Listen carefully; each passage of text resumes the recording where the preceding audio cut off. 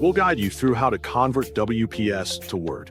If you find this helpful, don't forget to like and subscribe. People search for this tutorial because they need to convert files from WPS Office in a Microsoft Word format for compatibility and sharing.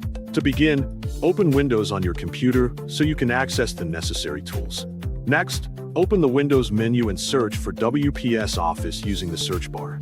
When the application appears, click it to open WPS Office and start working. After it launches, go to the menu on the left side of the screen where file options are displayed.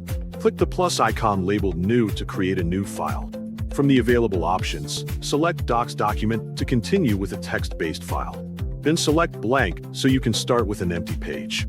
Once the blank document opens, fill the page with some sample text to demonstrate the process. For example, type how to convert WPS to Word as your title or content.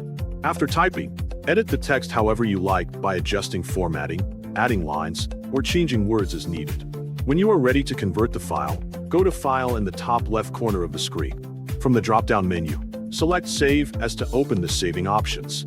Choose to save the file as a Microsoft Word document so it becomes compatible with other word processors. Next, select your desired storage location such as a folder or desktop for easy access. After choosing the location, rename the file to anything you prefer so it is easy to identify later. Finally, click Save to complete the process and store your converted document safely on your computer.